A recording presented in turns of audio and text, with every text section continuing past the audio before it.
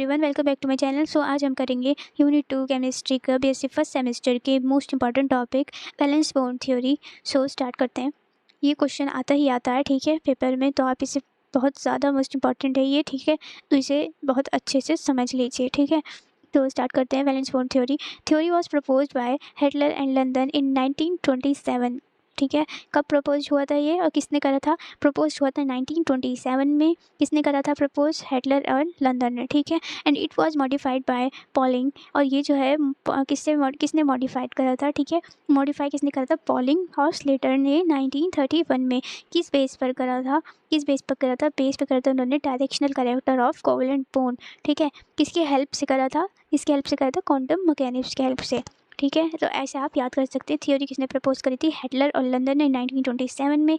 और किसने मॉडिफाइड करी थी? पॉलिंग और स्लेटर ने 1931 में। किस बेस पे करी थी? Directional character of covalent bond, ठीक है। किसकी हेल्प से करी थी? क्वांटम मैकेनिक्स की हेल्प से, ओके। याद हो गई होगी आपको ये पॉइंट।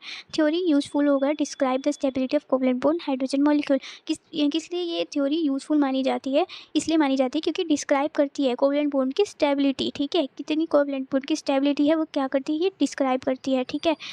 थ्योरी किस बेस पे? इसी थ्योरी के कुछ पॉस्टुलेट हैं, तो हम पॉस्टुलेट पढ़ते हैं अब कुछ। तो फर्स्ट पॉस्टुलेट है हमारी, atom does not loss their identity.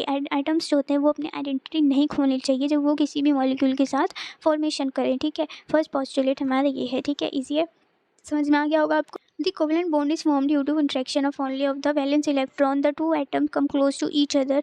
तो covalent bond जो होता है वो फॉर्म होता है किस इंट्रैक्शन से, ठीक है। इंट्रैक्शन से फॉर्म होता है वैलेंस इलेक्ट्रॉन के दो एटम जब पास आते हैं क्लोज टू ईच अदर तो कोवेलेंट बॉन्ड का फॉर्मेशन होता है, ठीक है। Number of electron inner shell of atom are not involve in such interaction. तो इस इंट्रैक्शन में जो नंबर ऑफ इलेक्ट्रॉन है इनर शेल के वो एटम में इन्वॉल्व नहीं होने चाहिए, ठीक है। ये इसकी पॉस्टुलेट है कि कोवेलेंट बॉन्ड जब फॉर्म होता है किसी भी दो मॉलिक्यूल के बीच में तो क्या नहीं इन्वॉल्व होने चाहिए? Number of electron inner shell नहीं इन्वॉल्व होने चाहिए उस इंट्रैक्शन में, ठीक है।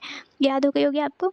नेक्स्ट है हमारी, during the formation of bond के टाइम पर जो वैलेंस इलेक्ट्रॉन होंगे ईच बॉन्ड एटम के वो आइडेंटिफाई करें while the electron of core atom are remain unaffected.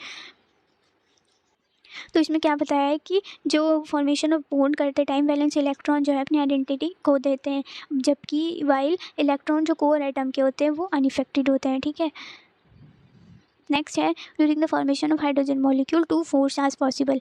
ये मोस्ट इंपॉर्टेंट है, तो हमें पता ही है फोर्स ऑफ अट्रैक्शन होता है, फोर्स ऑफ रिपल्शन होता है, ठीक है।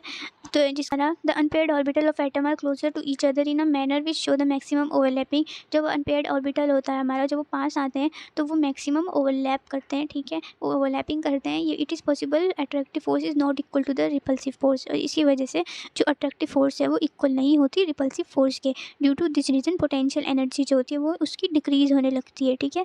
एक बार और बताती हूँ, अनपेयर्ड ऑर्बिटल जब क्लोज आते हैं एक दूसरे से क्लोजर टू ईच अदर तो वो मैक्सिमम ओवरलैप करते हैं और इस वजह से अट्रैक्टिव फोर्स जो है वो इक्वल नहीं हो पाती ना रिपल्सिव फोर्स से, ठीक है। तो इस वजह से जो पोटेंशियल एनर्जी होती है वो डिक्रीज होने लगती है, ठीक है। हो गया ये वाला टॉप वो पॉइंट भी। तो हम अब पढ़ते हैं लिमिटेशन। पॉस्टुलेट हमने पढ़ लिया, अब हम पढ़ेंगे लिमिटेशन, ठीक है। लिमिटेशन में क्या होता है? This theory could not explain formation of odd electron. ये थ्योरी एक्सप्लेन नहीं कर पाई थी ओड इलेक्ट्रॉन का फॉर्मेशन, ठीक है, और आयंस का, ठीक है, जैसे कि ओजोन मॉलिक्यूल, ठीक है। This theory could not explain bond in which both electron are donate by a single atom. तो ये थ्योरी एक्सप्लेन नहीं कर पाई थी कि जो बोथ इलेक्ट्रॉन होंगे वो डोनेट कर पाए सिंगल एटम में, ठीक है। Example that is formation of coordinate bond. तो ये थ्योरी जो है वो बेसिकली कोऑर्डिनेट बॉन्ड नहीं फॉर्मेशन कर पाई थी, ठीक है, बता नहीं पाई थी, एक्सप्लेन नहीं कर पाई थी, जैसे कि CO में, ठीक है। This theory could not explain paramagnetic character of molecule और आयंस। ये एक्सप्लेन नहीं कर पाई थी पैरामैग्नेटिक करेक्टर मॉलिक्यूल के और आयंस के, ठीक है, जैसे कि O2 molecule. This theory could not explain formation of pi bond नहीं बता पाई थी ये, ठीक है। नेक्स्ट है, this theory could not be able to explain geometry and shape of complex molecular ion. ये थ्योरी एक्सप्लेन नहीं कर पाई कि ज्योमेट्री ऑफ मॉलिक्यूल, ज्योमेट्री कैसी होनी चाहिए और शेप कैसी होनी चाहिए, ठीक है, आयंस की और मॉलिक्यूल की, ठीक है। तो हमारी लिमिटेशंस भी कंप्लीट होती हैं। ये टॉपिक हमारा कंप्लीट होता है। Valence bond theory most important है, अच्छी तरह आपको समझ में आ गया होगा। कोई भी दिक्कत हो, कोई भी प्रॉब्लम हो तो आप कमेंट में पूछ सकते हैं। Okay bye, subscribe for more update.